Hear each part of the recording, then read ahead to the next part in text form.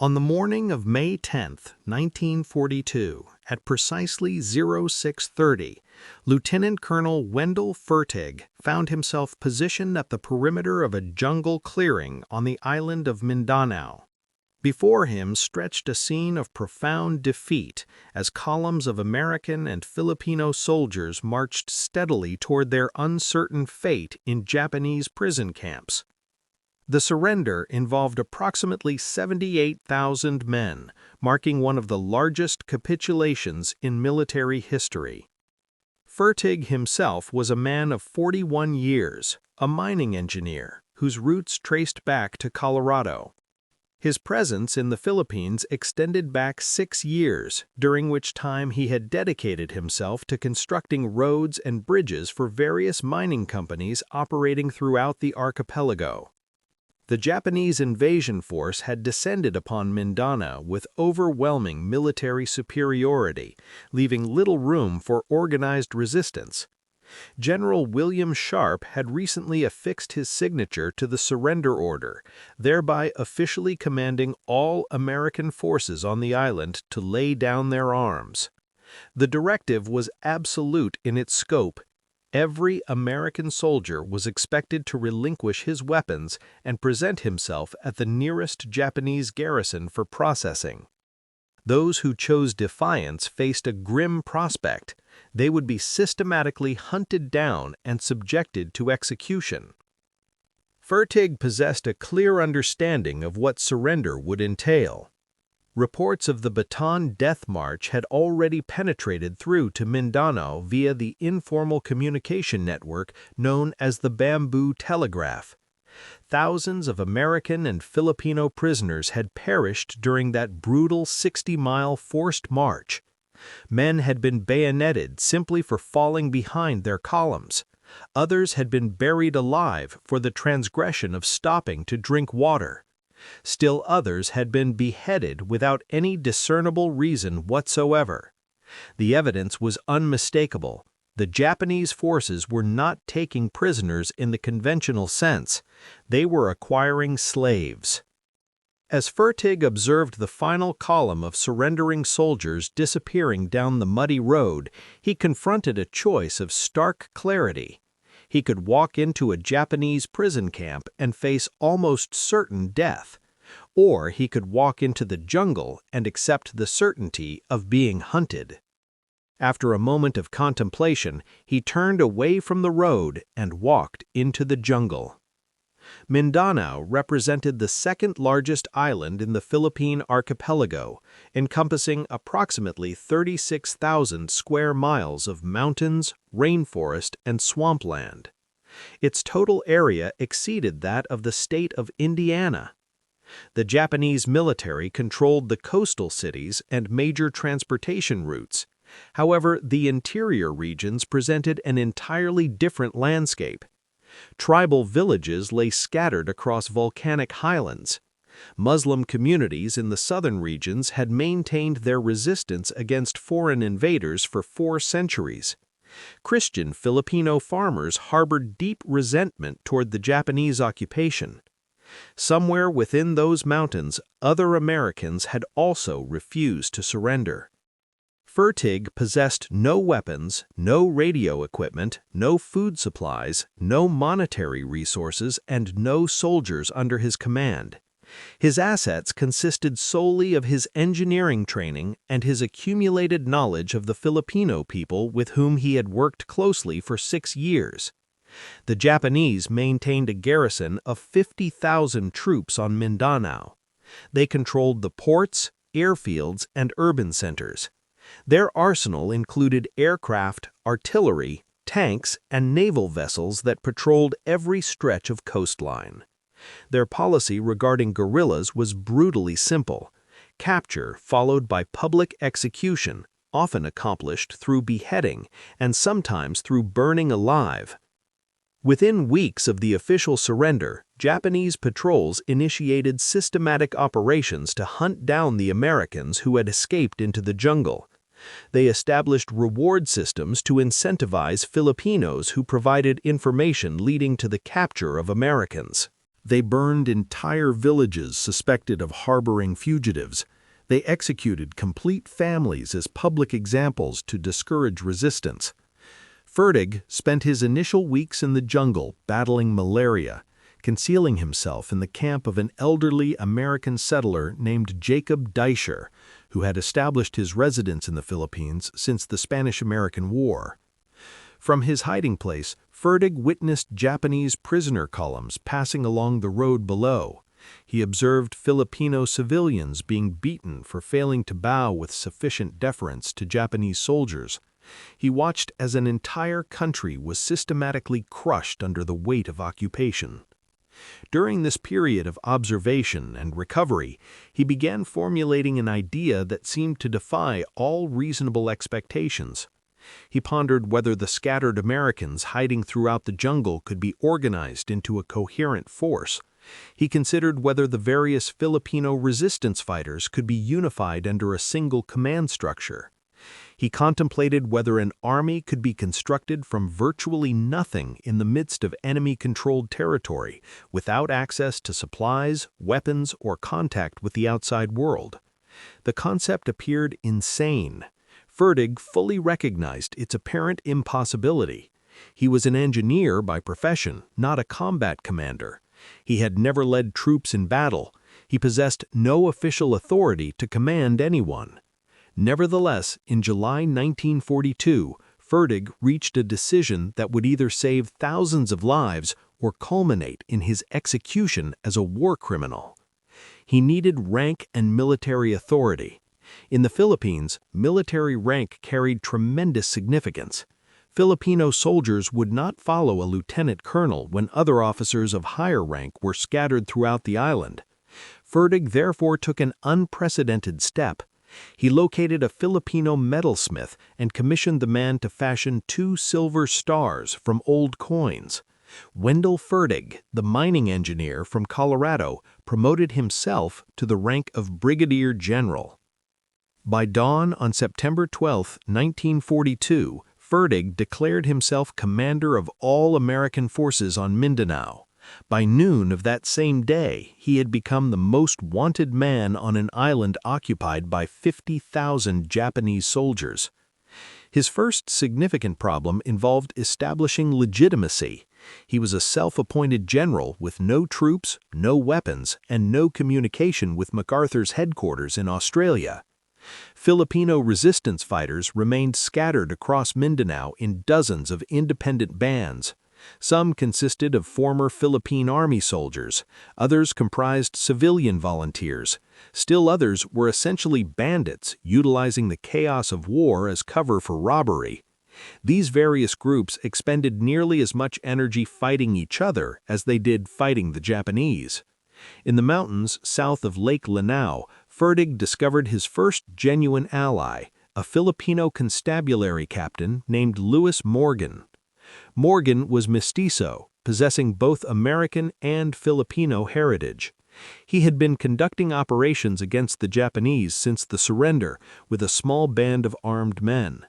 Morgan understood a critical dynamic. The Filipino guerrillas would never unite under a Filipino commander. Too many tribal rivalries existed, too many religious divisions persisted, too many personal grudges remained unresolved. However, they might unite under an American commander. An American represented one thing to every Filipino on Mindanao: MacArthur was returning. The Americans had not abandoned them. Morgan agreed to serve as Fertig's executive officer. In exchange, Fertig would serve as the public face of the resistance, the American general who represented the promise of liberation. However, Fertig confronted a problem that no amount of rank could resolve. Mindanao was not simply one island, it represented a dozen different worlds.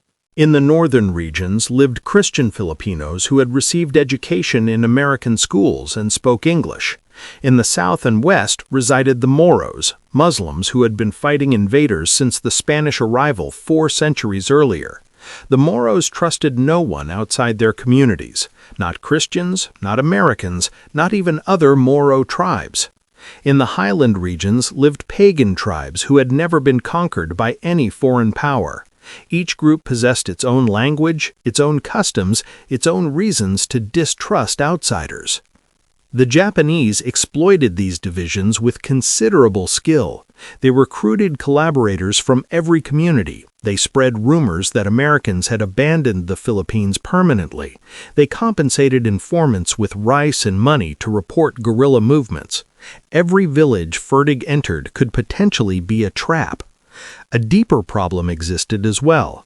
Fertig had no method to contact Australia, no way to prove that MacArthur even knew of his existence, no way to request supplies, weapons, or ammunition. The guerrillas were fighting with ancient rifles, homemade shotguns, and bolo knives. Some units possessed only one bullet per man, facing Japanese troops equipped with artillery, machine guns, and air support. Fertig needed a radio. Not simply any radio, but a transmitter powerful enough to reach Australia over 2,000 miles away, on an island where the Japanese had confiscated every piece of communications equipment they could locate. In late 1942, Fertig found a Filipino engineer named Placido Almendras. Before the war, Almendras had worked for a mining company maintaining electrical equipment. He possessed knowledge of radio theory and electronics. He believed he could construct a transmitter from salvaged parts. For several weeks, Almendras scavenged components from destroyed vehicles, abandoned mines, and burned-out buildings. He stripped copper wire from wrecked trucks. He located vacuum tubes that had been hidden by Filipino civilians before the Japanese arrived. He acquired a generator powered by a small gasoline engine. Piece by piece, he assembled a transmitter in a jungle clearing hidden from Japanese patrols by triple canopy rainforest. The antenna was strung between two trees and camouflaged with vines. The generator required manual starting.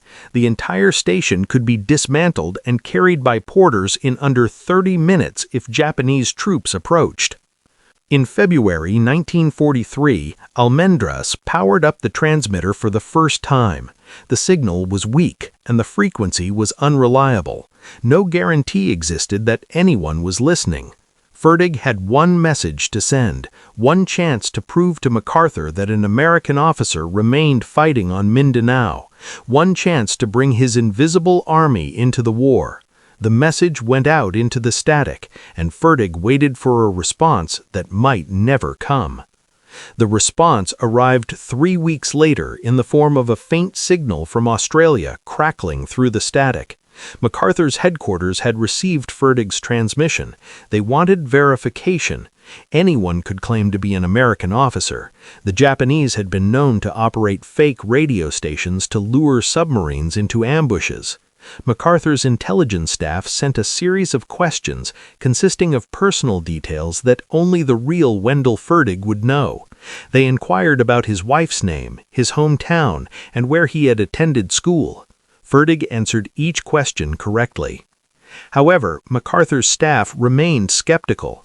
A mining engineer claiming to command guerrilla forces on Mindanao, a lieutenant colonel who had promoted himself to brigadier general, sounded like either a Japanese trap or the delusions of a man who had lost his mental equilibrium in the jungle. MacArthur sent back a blunt message. There would be no promotions to general rank for officers in the Philippines. Fertig would revert to colonel. If he wanted support, he would follow orders from Australia, and he would have to prove that his guerrilla force actually existed. Fertig accepted the demotion, but he continued wearing the silver stars. On Mindanao, he remained General Fertig. The rank meant everything to the Filipinos who followed him. The message from MacArthur held even greater significance. The Americans had not forgotten them. Help was coming. In March 1943, a United States Navy submarine surfaced off the northern coast of Mindanao. The USS Tambor carried a single passenger, Commander Charles Parsons, a naval intelligence officer who had lived in the Philippines before the war and spoke fluent Tagalog. Parsons had been sent to evaluate Fertig's operation and to determine if this self-appointed general was legitimate or insane. What Parsons discovered stunned him. Fertig had built an organization from nothing. Scattered guerrilla bands were being unified under a single command structure. Filipino officers were receiving training in military discipline. Intelligence networks were being established in Japanese-occupied cities. Coast watcher stations were being set up along the shoreline to report enemy ship movements. All of this was operating in territory controlled by tens of thousands of Japanese troops. Parsons returned to Australia with a recommendation.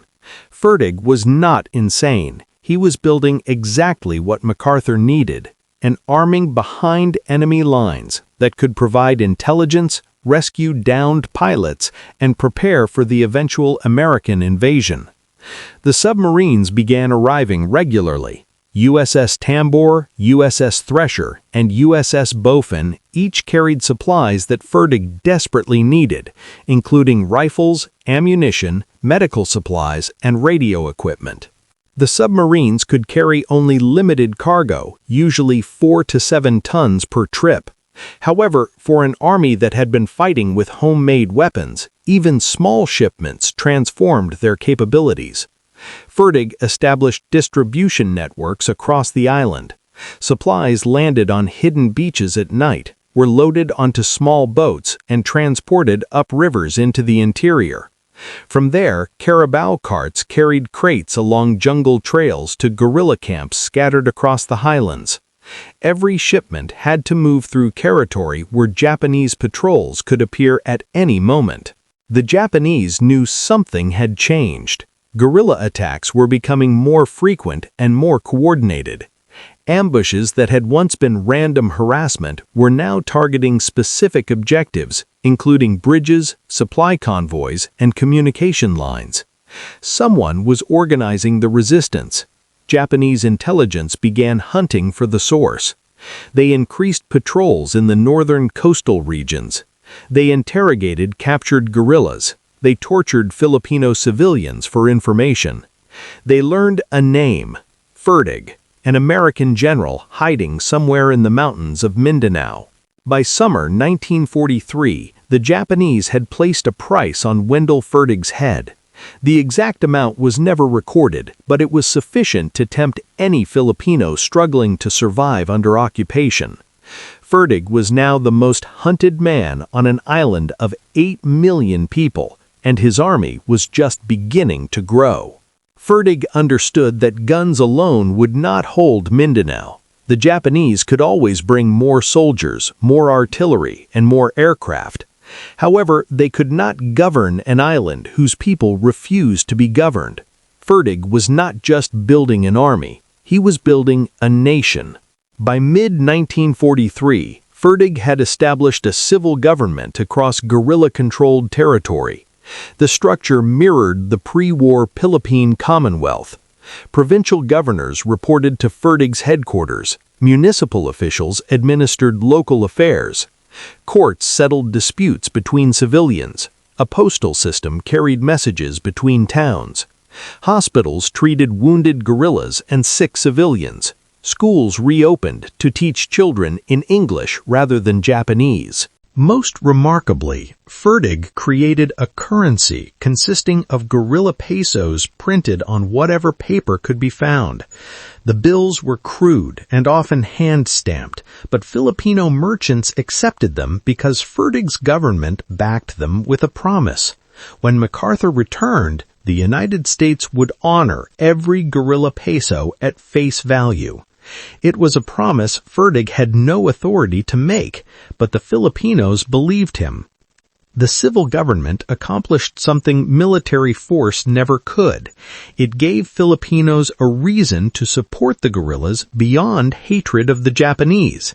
Fertig's territory offered something the occupation could not provide: justice, education, medical care, and hope. Scattered American servicemen began finding their way to Fertig's headquarters. Soldiers who had escaped the surrender, pilots shot down over Mindanao, and sailors from ships sunk in Philippine waters all made their way to his organization. By late 1943, 187 Americans served under Fertig's command. Former infantry officers led combat units. Navy radio men operated the communications network. Army Air Corps mechanics maintained captured Japanese equipment. Each man brought skills that strengthened the organization. Fertig divided his forces into 6 guerrilla divisions, each responsible for a different region of Mindanao. Division commanders operated with considerable independence, adapting to local conditions and local allies. In the north, Christian Filipino units ambushed Japanese convoys along the coastal highways. In the south, Moro fighters used their knowledge of the swamps and waterways to strike Japanese outposts and disappear before reinforcements arrived. The most improbable achievement was the guerrilla navy. Fertig armed small merchant vessels with machine guns salvaged from crashed American bombers. Some boats mounted homemade cannons. One vessel was armored with circular saw blades taken from abandoned lumber mills. These improvised warships attacked Japanese coastal shipping, intercepting supply barges and patrol boats. In one engagement, a guerrilla sailing ship armed with a 20mm cannon shot down a Japanese medium bomber. It may have been the only sailing vessel in the Second World War to destroy an enemy aircraft. The intelligence network grew even faster than the combat forces. Fertig established 58 radio stations across Mindanao. Coast watcher posts monitored Japanese ship movements and reported directly to MacArthur's headquarters. Filipino agents in Japanese-occupied cities counted troops, mapped fortifications, and identified targets. When American submarines hunted Japanese shipping in Philippine waters, they relied on intelligence gathered by Fertig's network. By June 1944, MacArthur's Philippine Regional Section counted 169 radio stations operating across all major islands in the Philippines. Fertig's organization on Mindanao was the largest and most effective. His coast watchers tracked every Japanese vessel entering or leaving Mindanao's ports. His agents reported troop movements within hours of their occurrence.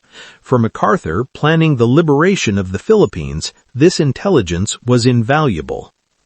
However, the Japanese had not been passive. In May 1943, they launched their first major offensive against Fertig's guerrillas. Thousands of troops swept through the northern provinces. Villages suspected of supporting the resistance were burned. Civilians were massacred as warnings. Japanese commanders believed a single concentrated campaign would destroy the guerrilla movement forever. They had badly underestimated what Fertig had built. The Japanese offensive of May 1943 was designed to be overwhelming. 3 columns of infantry pushed into the mountains from different directions. Aircraft bombed suspected guerrilla camps. Naval vessels blockaded the coastline to prevent supply submarines from landing. Japanese commanders expected to trap Fertig's forces between converging attacks and annihilate them. Fertig had prepared for exactly this scenario. His forces did not stand and fight, they scattered. Guerrilla units broke into small groups and melted into the jungle. Headquarters staff buried radio equipment and documents, then dispersed to prearranged hiding locations. Fertig himself moved constantly, never sleeping in the same place twice, guided by Filipino scouts who knew trails the Japanese had never mapped. The Japanese columns pushed deeper into the mountains. They found abandoned camps, cold fire pits, and empty supply caches, but no guerrillas. The jungle swallowed their enemy whole. Patrols that ventured too far from the main columns were ambushed. Sentries were killed silently at night. Supply lines were cut by roadside bombs made from unexploded Japanese ordnance. After 6 weeks, the offensive collapsed. Japanese troops were exhausted, sick with malaria and dysentery, and demoralized by an enemy they could not find. They withdrew to their garrisons in the coastal cities. Within days of their departure, Fertig's guerrillas reoccupied their former positions. The radio stations came back on the air, the supply networks resumed operations, the civil government reopened its offices. The Japanese tried again in October 1943 and again in early 1944. Each offensive followed the same pattern: initial advances into guerrilla territory, weeks of fruitless searching, mounting casualties from ambushes and disease, and eventual withdrawal. Each time, the guerrillas returned stronger than before. Japanese commanders began to understand the nature of their problem. They were not fighting an army, they were fighting a population. Every Filipino farmer could be a spy, every village could be a supply depot, every jungle trail could be an ambush site. Controlling Mindanao would require garrisoning every town, patrolling every road, and watching every civilian. They did not have enough soldiers. The atrocities backfired catastrophically. Japanese troops burned villages to punish guerrilla supporters. They executed civilians as examples. They tortured prisoners for information. Each atrocity drove more Filipinos into Fertig's organization. Farmers who had tried to stay neutral joined the resistance after watching Japanese soldiers murder their neighbors. Young men who had hidden from both sides volunteered for combat units. The Japanese were creating the army they were trying to destroy. By mid-1944, Japanese intelligence estimated that Fertig commanded over 30,000 armed guerrillas. The actual number was impossible to determine. Fertig's organization blurred the line between soldiers and civilians. A farmer might plant rice in the morning and carry ammunition to a guerrilla camp in the afternoon. A fisherman might transport supplies by boat at night and sell fish in a Japanese-controlled market the next day. The entire population had become the enemy. Japanese headquarters in Manila reached a grim conclusion. Suppressing the Mindanao guerrillas would require a force larger than the garrison currently occupying the entire Philippine archipelago, resources that were desperately needed elsewhere as American forces advanced across the Pacific. The High Command calculated that 24 additional battalions would be needed just to guard rear areas against guerrilla attacks, meaning one soldier protecting supply lines for every 3 soldiers facing the American invasion. A captured Japanese staff document summarized the situation in a single sentence: "It is impossible to fight the enemy and at the same time suppress the activities of the guerrillas." In October 1944, American forces landed on the island of Leyte, 300 miles north of Mindanao.